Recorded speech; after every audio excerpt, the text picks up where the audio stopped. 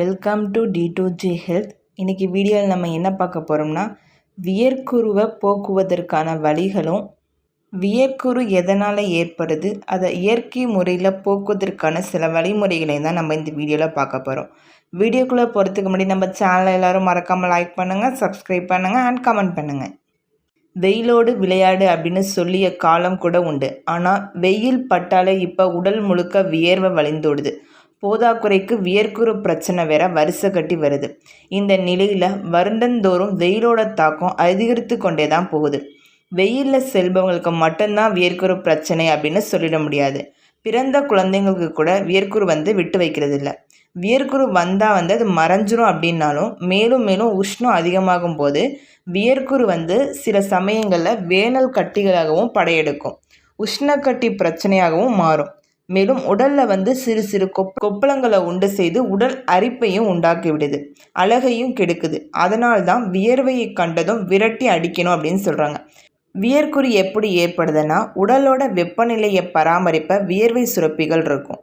உடல் வெப்பம் அதிகரிக்கும் போது வியர்வை சுரப்பிகள் தேவைக்கு அதிகமாக உடலில் தேங்கும் உப்பு கழிவுகளை வியர்வையாக வெளியேற்றும். இந்த வியர்வை சுரப்பிகளோட வாயிலில் தூசி அழுக்கு அடைஞ்சு கொள்றதுனால வியர்க்குரு ஏற்படுது.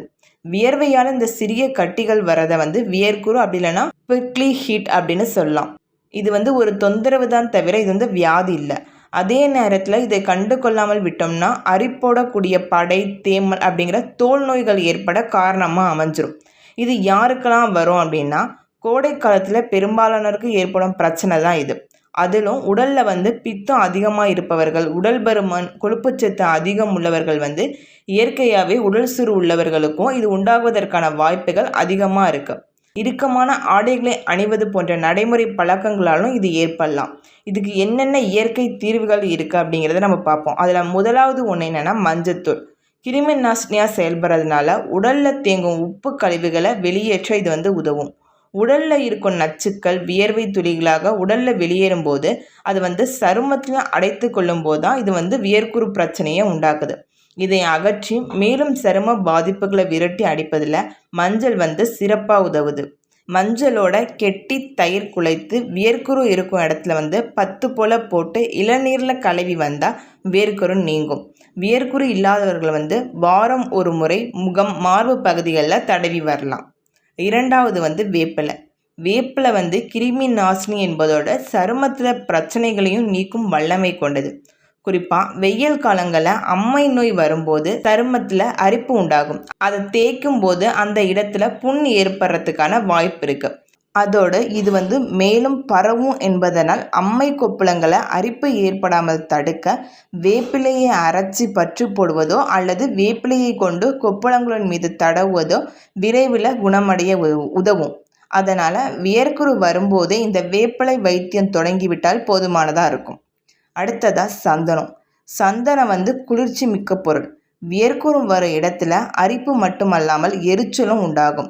அரிப்பு தாங்காமல் சொரியும் போது அதிகப்படியான எரிச்சலுக்கு உள்ளாவதுண்டு. அதனால் ஓய்வு இருக்கும் போதெல்லாம் சந்தனத்தை உரைச்சி வியர்க்குரு இருக்கும் பகுதியில் தேய்த்து வந்தாலே வியர்க்குரு வராமல் இருக்கும்.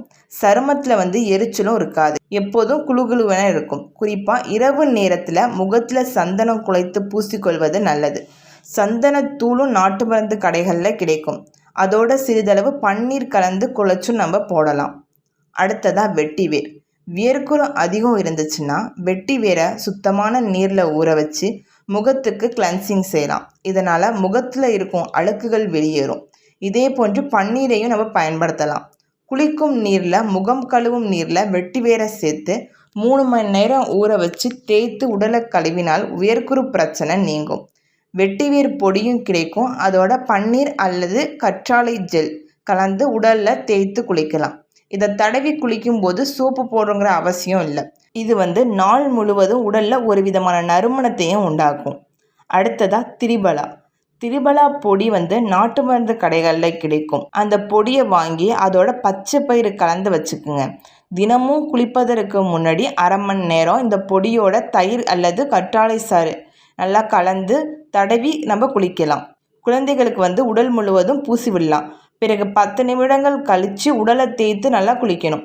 இப்போது சோப் போட்டு குளிக்க வேணாம். தொடர்ந்து இப்படி குளித்தோம்னா வியர்க்குரு நீங்கிவிடும். வியர்க்குரு வராமல் இருந்தாலும் வாரம் ஒரு முறை இப்படி செய்து வந்தால் வியர்க்குரு பிரச்சனையை கோடை முழுவதும் சமாளிக்கலாம். அடுத்ததாக நுங்கு கோடைக்கேற்ற குளிர்ச்சி பொருள். நுங்கு அடிக்கடி உள்ளுக்குள் எடுக்கும்போது உடல் குளிர்ச்சி அடையும். அதையே வியர்க்குரு இருக்கும் பகுதியில் பூசி கொடுத்தால் 2 நாளில் வியர்க்குரு காணாமல் போயிடும். இதோட வெள்ளரிக்காய், இளநீர், பதநீர், தர்பூசணி போன்று தினமும் ஒரு பழங்களை எடுத்து வந்தால் வியர்க்குரு பிரச்சனை அதிகம் தாக்காது. அடுத்ததாக ஆலோவேரா ஜெல். மற்றொரு தீர்வு ஆலோவேரா ஜெல். கற்றாழை இருக்கும் ஜெல்லை வியர்க்குரு இருக்கிற இடத்துல தடவி அரை மணி நேரம் கழித்து நம்ம கழுவிடலாம்.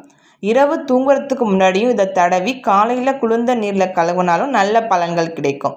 அடுத்ததாக முல்தானி மெட்டி. வியர்க்குருவை போக்க சிறந்த வீட்டு வைத்தியத்தில் முல்தானி மெட்டியும் நல்ல பயன்படும். இதை பயன்படுத்த 1 டேபிள் ஸ்பூன் முல்தானி மெட்டியை 1 டேபிள் ஸ்பூன் ரோஸ் வாட்டரோட கலந்து வியர்க்குரு இருக்கும் இடத்துல தடவலாம். முல்தானி மட்டி குளிர்ச்சி தன்மையுடையது அப்படிங்கிறதுனால எரிச்சல், அரிப்பு இது எல்லாத்தையும் குணமாக்கும். அதோடு மட்டும் இல்லாமல் பூஞ்சை தொற்று, பாக்டீரியால் ஏற்படும் தோல் பிரச்சனைகளை தடுக்கவும் இது பெரிதும் உதவும். வியர்க்குரு வந்ததற்கு பிறகு மட்டுமல்ல, வருவதற்கு முன்பும் இந்த மாதிரி பராமரிப்பு செய்து வந்தால் நிச்சயம் வியர்க்குரு பிரச்சனை இல்லாமல் கோடையே கடக்கலாம். இந்த வீடியோ உங்களுக்கு பிடிச்சிருந்துச்சுன்னா நம்ம சேனலை எல்லாரும் மறக்காமல் சப்ஸ்கிரைப் பண்ணுங்கள். தேங்க்ஸ் ஃபார் வாட்சிங்.